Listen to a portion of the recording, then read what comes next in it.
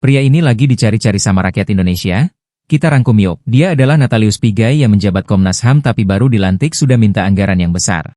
Tetapi setelah 105 hari bekerja, kami nggak nampak sedikit pun apa yang sebenarnya Bapak kerjakan selama jadi Menteri HAM ini. Belum lagi statementnya yang kadang bikin emosi. Sebenarnya sangat disayangkan sebagai seorang yang mengerti HAM.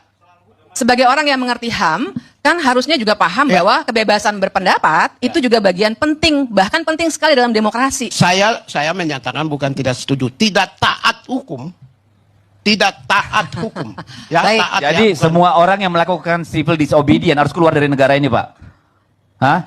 Apakah masyarakat Civilian. Papua ya yang tidak setuju misalnya dengan model sekarang yang ada di Papua harus keluar dari Papua, dari Indonesia? Bukan pilihan disobedience. Lah bukan, tadi kan omongan Anda kalau Anda Kalau tidak setuju Anda tidak keluarlah dari tidak negara ini, percaya kepada bikin hukum negara yang sendiri. Kita hasilkan. Loh, tidak percaya itu juga hak Tidak asasi, percaya Pak. Pada proses hukum yang sudah ada. Tidak percaya juga hak asasi. Anda orang HAM gimana sih? Ya, Anda sudah. Kan orang kalau tidak setuju boleh, Pak. Yang tidak boleh melanggar hukum. Tidak percaya itu hak asasi manusia. Anda ini komisioner HAM tapi nggak paham.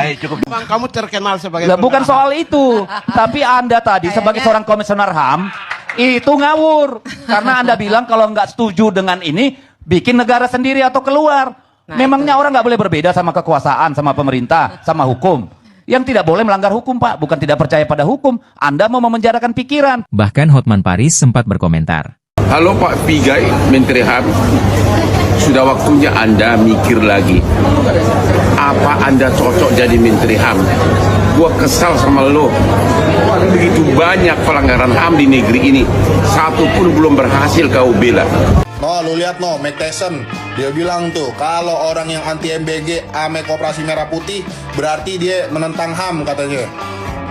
Menteri ganteng, lu kan Menteri HAM. Mana suara lu saat terjadi pelanggaran HAM? Mana suara lu saat ada oknum aparat bunuh anak kecil? Mana suara lu saat ada siswa yang keracunan karena MBG? Mana suara lu saat ada ABK kapal yang tidak mendapatkan keadilan hukum? Mana suara lu? Sekalinya nongol, bikin emosi aja lu. Setan. Contoh kasus Andri Yunus yang kemarin disiram itu.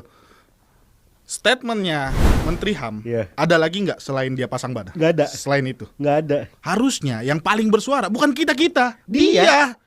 Kasus Laras. Kasus-kasus yang memang merenggut HAM. Nih Amsal Amsal aja dia harusnya dia yang paling nongol, yang paling mengetuai narasi publik. Harusnya saya mengecam, saya ini. Iya, Tolong dong ini penegak hukum. Harusnya gitu, Bos, Menteri HAM.